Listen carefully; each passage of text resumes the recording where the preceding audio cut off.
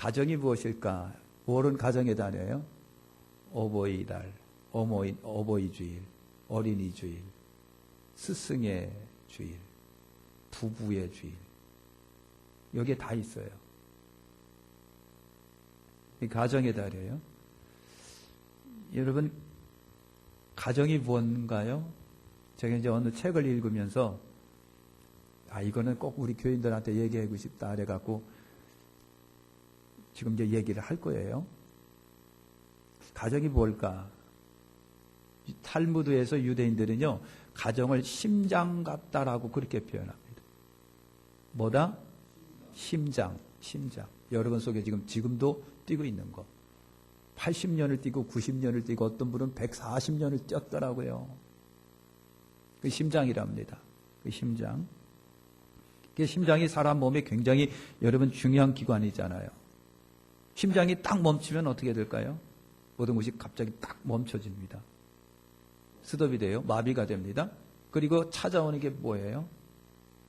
죽는 것밖에 더 있겠습니까? 죽는 것밖에 없어요. 그런 것처럼 심장과 같은 가정이 마비되면 국가가 마비된답니다. 심장과 같은 우리의 가정이 파괴되면 국가가 파괴되고요. 반대로 가정이 여러분 건강하면 사회가 건강하고 사회가 건강하면 나라가 건강한 거예요. 나라가 건강한 거예요. 여러분 가정은 건강하십니까?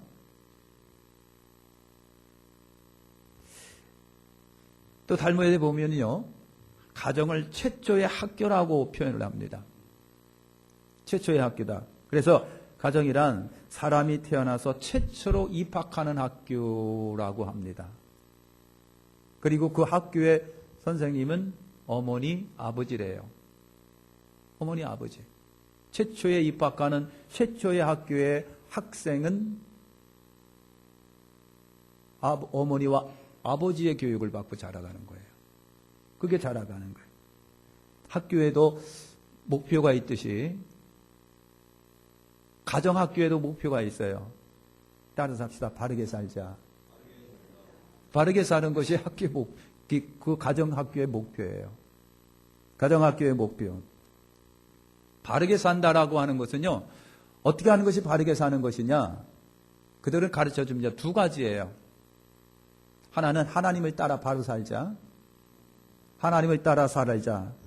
또 하나는 종교력을 따라 살자. 달력을 따라 살자. 절기를 따라 살자. 두 가지예요. 하나님을 따라 살자. 종교력인 달력을 따라 살자. 이것이 여러분 바르게 살아가게 하는 두 가지 가르침이라고 하는 겁니다. 그래서 그렇게 두 가지를 바르게 학교에서 가르치면 엄마 선생님이 가르치고 아버지 선생님이 그렇게 가르치면 하나님이 복을 주신다는 거예요. 복을 주신다는 거예요. 이스라엘 민족의 기원을, 히브리 민족의 기원을 아브라함으로부터 찾잖아요. 아브라함. 여러분, 하나님이 아브라함을 택하신 이유가 창세기 18장 19절에 보면 그렇게 말씀합니다. 내가 그로 그 자식과 건축에게 명하여 여호와의 도를 지켜 의와 공도를 행하게 하려고 그를 택하였나니 이는 나 여호와가 아브라함에게 대하여 말한 일을 이루려 함이니라. 하나님이 히브리 민족을 만드시기 위해서 아브라함을 여러분 택하신 거예요. 내가 그를 택하여. 그래서 그 자식과 권속에게 명하여 여호와의 도를 지켜서, 그래서 공도를 행하게 하려고 그를 택하였나니 나 여호와가 아브라함에게 대하여 말한 일을 이루려 함이리라. 그렇게 택하신 하나님께서 아브라함과 약속을 맺으십니다. 언약. 약속을 맺으신 겁니다. 그것이 창세기 12장 1절과 3절에 여호와께서 아브라함에게 이르시되 너는 너희 본토 친척 아비 집을 떠나 내가 내게 지시할 땅으로 가라. 내가 너로 큰 민족을 이루고 내게 복을 주어 내 이름을 창대케 하리니 너는 복의 근원이 될지라. 너를 축복하는 자에게 내가 복을 내리고 너를 저주하는 자에게 내가 저주하리니 땅의 모든 족속이 너를 인하여 복을 얻을 것이니라. 너를 인하여 복을 얻을 것이라. 그래서 이처럼 사랑하는 성도 여러분, 이처럼 바르게 살아야 되는데 하나님을 따라 살고 절기를 지키며 정교력, 달력 따라 살게 되면 하나님이 복을 주시는데 어떤 복을 주시느냐 하면 세 가지 복이에요. 오늘 말씀에 있는 것처럼 큰 민족을 이루리라. 큰 민족. 여기서 큰 민족은요, 수만 많았다고 해서 큰 민족이 아니라 괜찮게 사는 민족이에요. 우리 대한민국 코리아, 사우스 코리아, 남북 합해가지고 여러분 뭐 얼마 됩니까? 7천도 안 되는 조그만 땅덩어리 나라예요. 저번에 며칠 전에 텔레비를 봤는데 에밀 나라 이름이 뭐죠? 에밀리트인가? 그 나라는 한 40여 년 전까지만 하더라도 광야를 떠들면서 목축했던 그런 민족이었었어요. 근데 석유가 발견이 됐어요. 석유가 딱 발견되면서부터 얼마나 부자가 됐는지 우리나라 몇 배 되는 부강한 잘 사는 나라가 됐어요. 잘 사는. 근데 그걸 보면서 석유 하나 발견돼가지고 저 민족이 세계적으로 참 잘 산 나라가 됐다. 그런데 한편으로는요 그런 생각을 했습니다. 실제 그들도 그렇게 생각한답니다. 만약에 이 나라의 부의 근간을 이루는 석유가 똑 떨어지면 이 민족은 어떻게 될까? 그러면서 그들이 우리 대한민국 코리아를 좋아한답니다. 부러워한답니다. 뭘 부러워하느냐? 우리는 석유에 매달려 살지만 당신들은 머리에 매달려 살고 있다. 그런 얘기예요. 석유는 끊어지면 그만이지만 당신들의 머리는 영원할 거라고 하는 거예요. 그게 부럽다는 거예요. 웃어봐요. 괜찮은 말이에요. 그렇잖아요. 세계에서 여러분 교육열이 가장 높은 나라 중에 하나예요. 극성스럽게 애들을 가르칩니다. 그래서 여러분 큰 민족이라고 하는 게 다른 게 아니에요. 땅덩어리가 커서 큰 민족이 아니라 영향력 있는 나라예요. 유대인들 이스라엘 사람들이 무슨 땅덩어리가 굉장히 큽니까? 우리나라 강원도만한 땅덩어리인데 근데 전 세계를 지금도 움직이고 있잖아요. 노벨상 탄 사람들이 70% 이상이 전부 다 유대인들이에요. 미국을 움직이고 있는 이들이 유대인들이랍니다. 세계 경제를 움직이고 있는 이들이 유대인이고요. 정치를 움직이고 있는 이들이 유대인이랍니다. 이것이 큰 민족이에요. 오늘 우리가 여호와를 경외하고 하나님을 사랑할 때에 이와 같은 축복이 있는 거예요. 두 번째 무슨 복이라고 그랬어요? 이름을 창대케 하리니 그랬어요. 이름을 창대케 하리니. 우리 교회 안수 집사님, 권사님의 사업장이 창대 샤링이에요. 복이 있을지어다. 복 받아야 돼. 창대 샤링. 창대케 하리니 그랬어요. 이름이 쭈그러들어가지고 없어지는 것보다는 창대케 되는 것이 훨씬 나은 거예요. 근데 여러분 이름을 지금부터 배창대라고 지으십시오. 권창대, 배창대, 지창대, 박창대. 이름대로 되는 역사가 일어나도록. 그래서 하나님 그랬어요. 이름을 창대케 하겠다고 그랬어요. 세 번째가 복의 근원이 될 것이다 그랬어요. 너를 축복하는 자에게 축복하고 너를 저주하면 저주가 임한다는 얘기예요. 이게 보통이 아닙니다. 그래서 여러분 네 가지 축복을 주신 거예요. 그렇게 하나님을 따라 살고 말씀 따라 살고 하나님의 계명 따라 살게 되면 하나님이 세 가지 축복을 주시리라. 이것이 오늘 우리에게도 해당이 되리라고 확신하면서 아멘. 자, 그러면 여러분 먼저 바르게 사는 것 학교 목표라고 그랬어요. 그 중에 하나가 뭐라고 그랬어요? 하나님 따라 사는 삶이라고 그랬어요. 하나님 따라 삶이.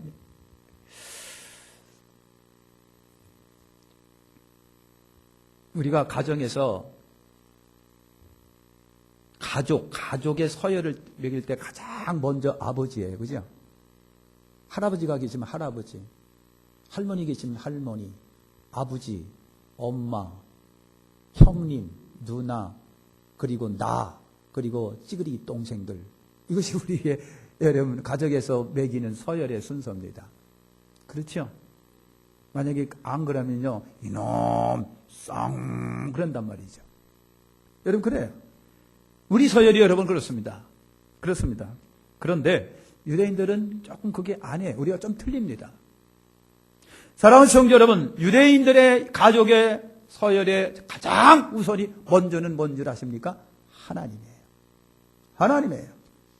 가족의 식구를 말할 때 첫째분이 하나님이십니다. 하나님, 우리 아버지, 우리 어머니 그렇게 따진다는 얘기죠. 첫째가 하나님이세요. 하나님은 우리 가족의 식구예요. 하나님은 우리 가정의 식구예요.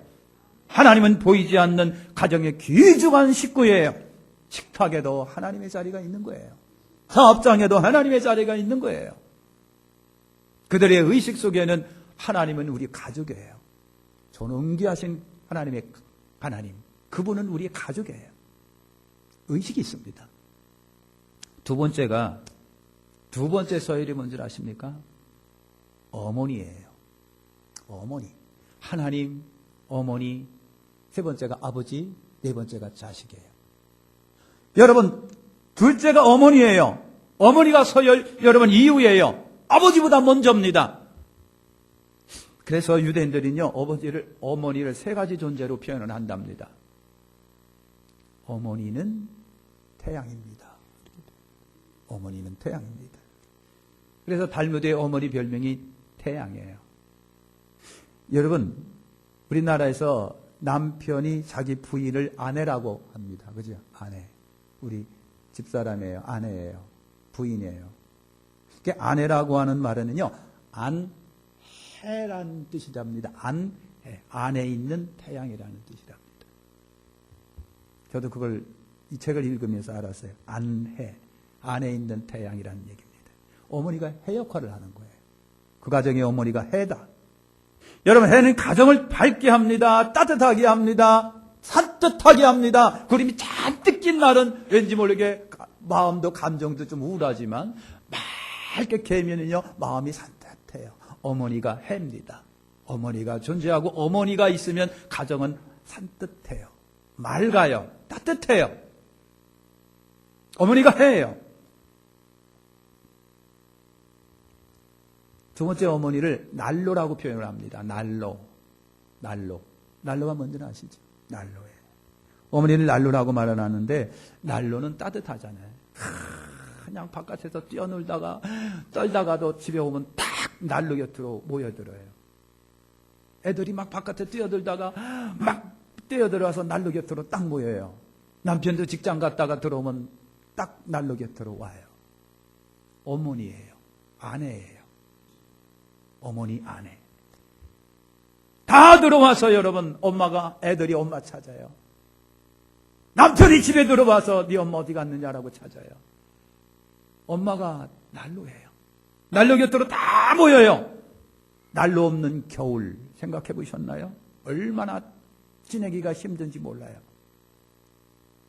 어머니가 난로예요. 집안을 따뜻하게 합니다. 부드럽게 합니다. 어머니를 중심으로 모입니다. 다 어머니를 찾아요. 아내를 찾아요. 애들도 들어오자마자 엄마 찾아요. 엄마 없으면 이상하게 분위기가 좀 싸해요. 난로예요. 그 다음에 어머니를 갖다가 우물로 표현합니다. 우물, 샘, 물. 여러분 그래요. 어머니는 샘물이에요. 물이에요. 여러분 물은 갈증을 해결합니다. 먹게 합니다. 씻게 합니다. 닦게 합니다. 정결케 합니다. 심지어 물은 생명을 공급합니다. 아무리 살벌한 사막도 물이 공급되면 생명이 움트기 시작을 합니다. 어머니는 샘물이에요. 어머니가 우물입니다. 샘물과 같은 존재. 어머니가 가족의 먹을 것을, 입을 것을, 그리고 사랑도 생명을 어머니가 챙깁니다. 공급합니다. 이것이 어머니예요. 그 다음에 세 번째가 아버지라고 그랬어요. 서열이 세 번째가 아버지. 어머니가 난로라면 난로 갖고는 안 돼요. 어머니의 난로를 데우는 재료, 땔감을 아버지가 공급해 줘야 된답니다. 아버지가 공급해 주는 거예요. 연료가 떨어지면 안 됩니다. 땔감이 떨어지면 안 됩니다. 난로를 달구는 연료 공급은 아버지 몫이라는 거예요. 가정의 경계 몫은 아버지예요. 아버지가 가정 경계를 책임진다. 돌보아야 됩니다. 그래야 난로가 따뜻해지는 거예요.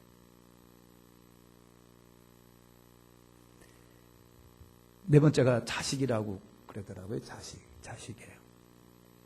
이같이 여러분 유대인들은 가족 서열이 이렇게 분명해요. 근데 우리 가족은 뭐예요? 좌지간, 죄송합니다. 아버지가 아니더라도 좌지간 서열은 1등이에요. 가족 개념이 그렇습니다.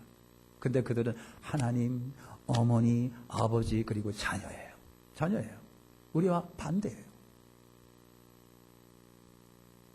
그렇게 하라고 지금 강요하고 싶지는 않습니다. 우리의 문화가 있습니다. 그러나 여러분들의 의식 속에 존귀하신 하나님이 가장 우선이시기를 원할 뿐입니다. 하나님이 먼저입니다. 믿음의 가문, 신앙의 가문, 크리스찬의 가정의 조건이 뭘까? 아까 제가 그렇게 물어봤습니다. 여러분, 크리스찬의 가정입니까?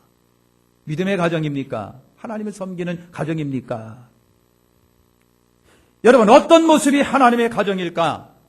그들은 세 가지 조건을 묻습니다. 이것이 세 가지가 충족되면 그 가정은 하나님의 가정입니다. 믿음의 가정입니다. 야훼 가정입니다.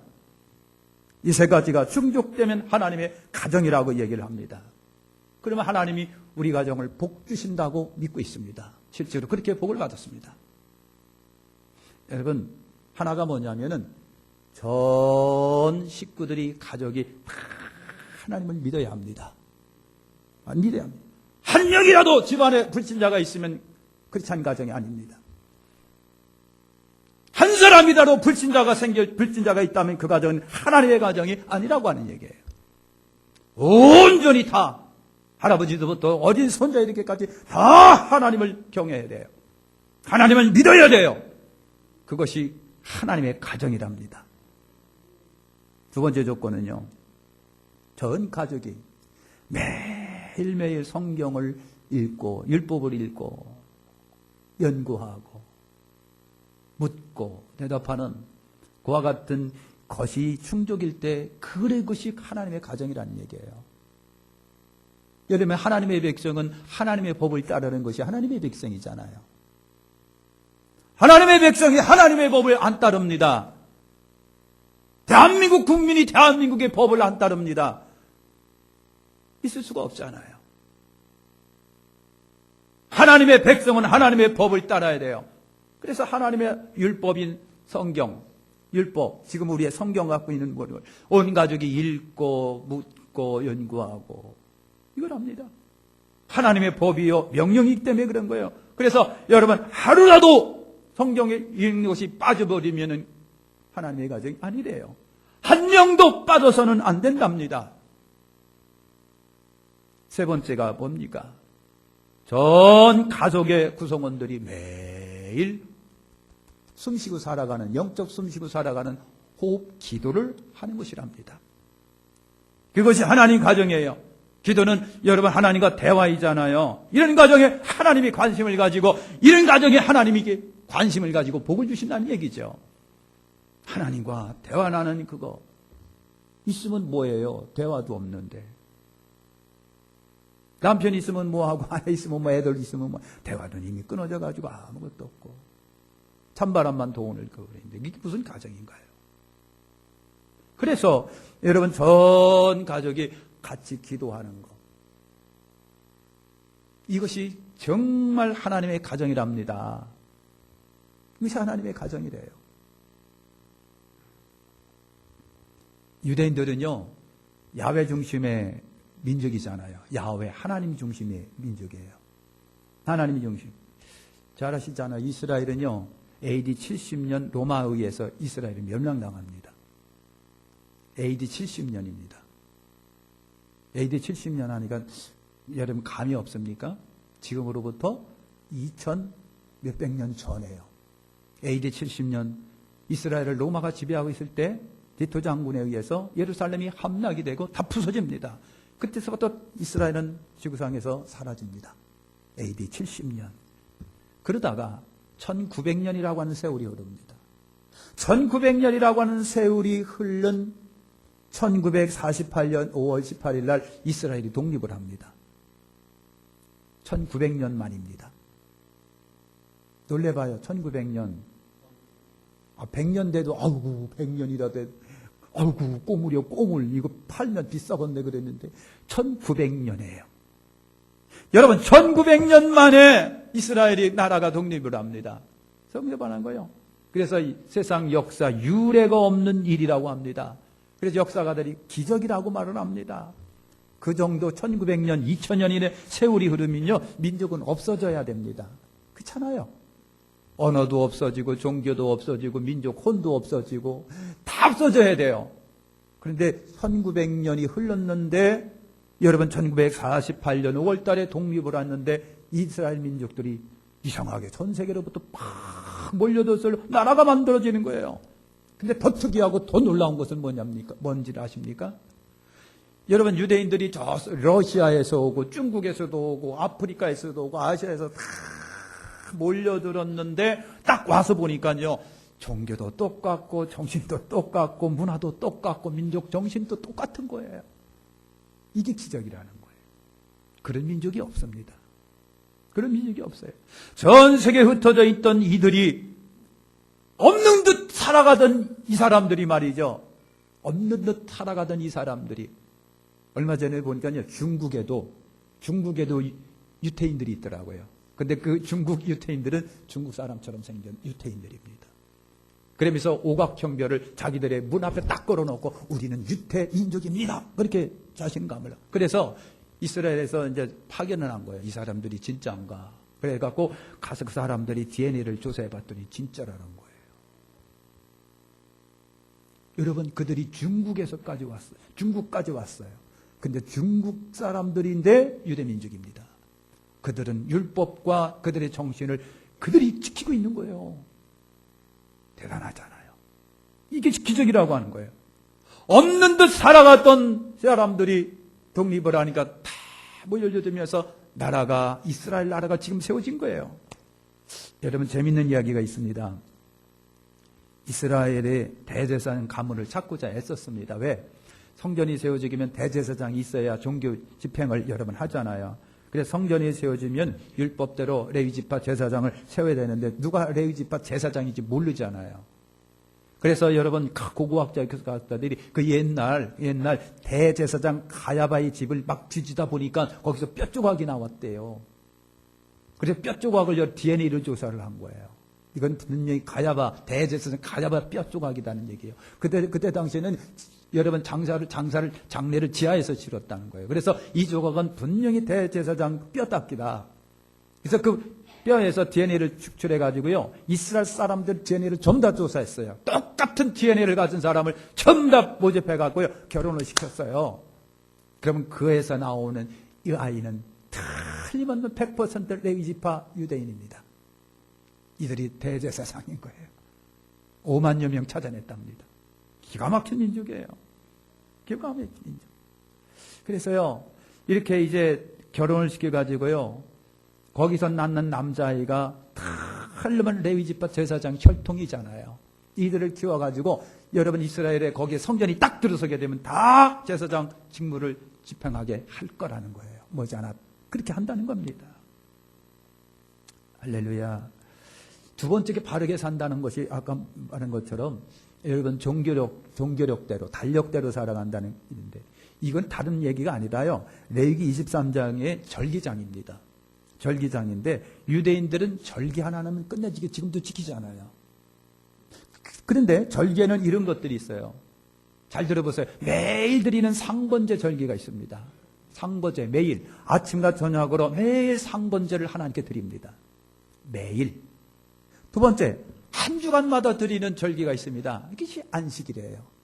안식일을 거룩히 지키라. 지금도 그렇게 하고 있습니다. 한 달마다 지키는 절기가 있습니다. 월삭입니다. 초하루 월삭입니다. 여러분 그걸 지키고 있는 거예요. 1년에 이 사람들은 절기를 7번 의무적으로 지킵니다. 아시잖아요. 유월절, 무교절, 초실절, 오순절, 나팔절, 속죄절, 초막절입니다. 7절기를 지금도 지키고 있습니다. 7년마다 지키는 절기가 있습니다. 안식년입니다. 7년마다. 50년마다 지키는 절기가 있습니다. 희년절기라고 그러잖아요. 50년마다 희년절기. 사랑하는 성도 여러분, 이 절기를 지키는 목적이 뭔지 아십니까? 하나님께서 이스라엘 백성들에게 이 절기를 지키라고 하시는 이유가 있습니다. 가장 핵심적인 것 두 가지입니다. 하나님 경외와 하나님의 은혜를 기억하라 하는 거예요.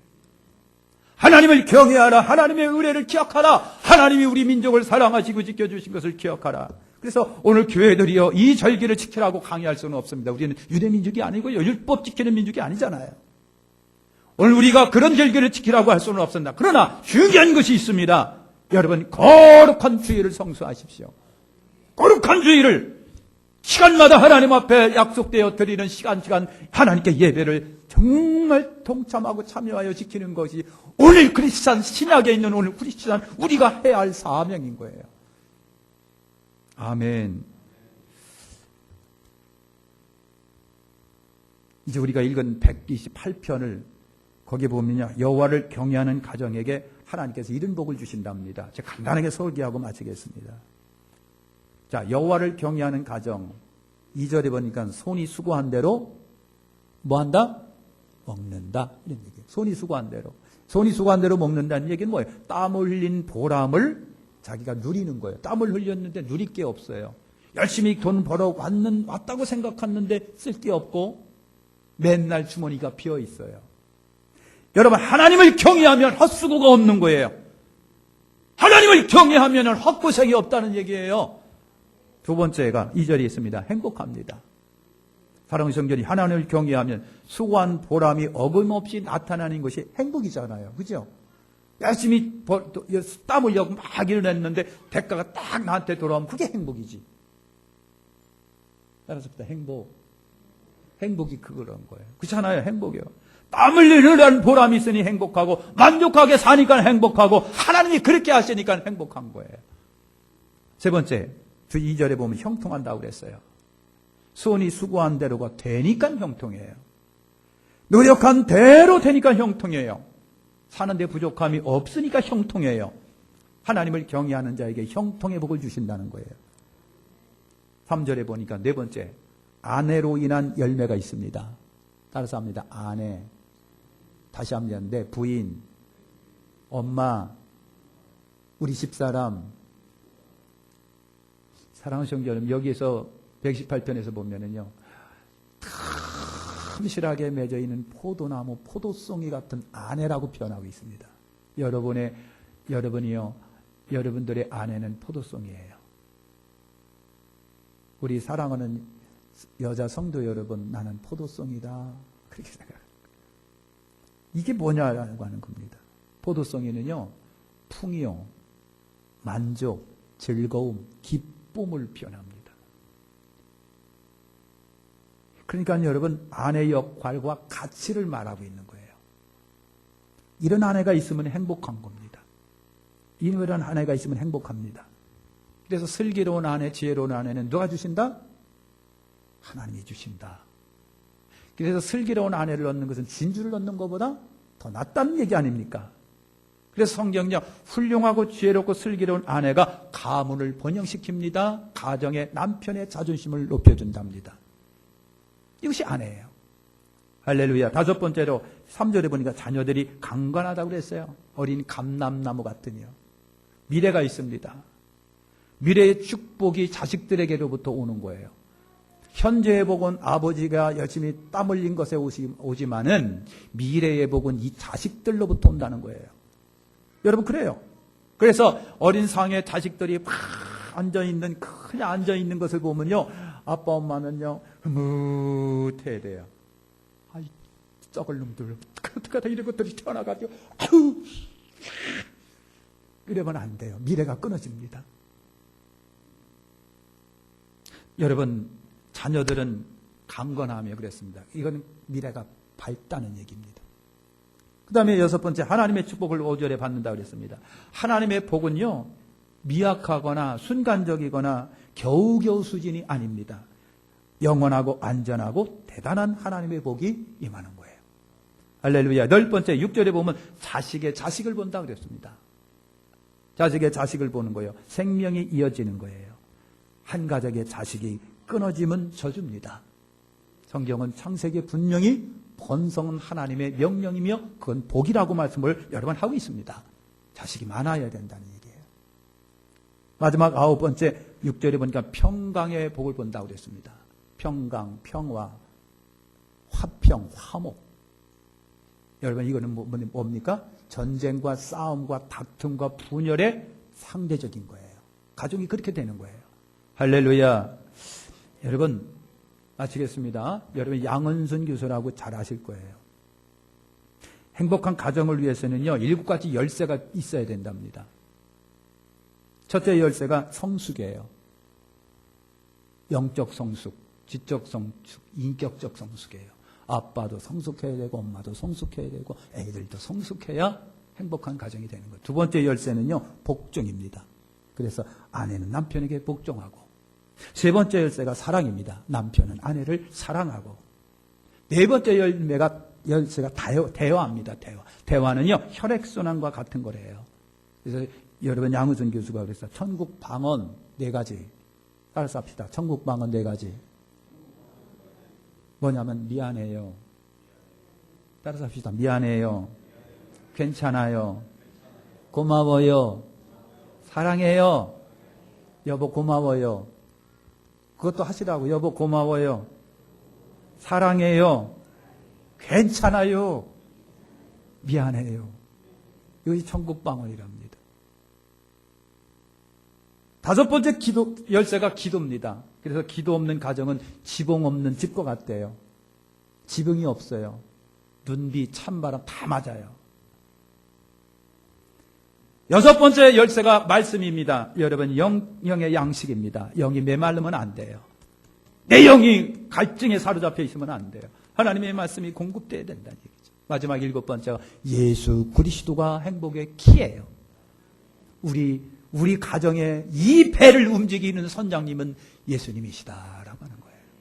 아멘. 이렇게 여러분 정말 7가지 열쇠가 잘 구비되어 있을 때 그 가정은 행복한 가정이랍니다. 기도하겠습니다. 하나님,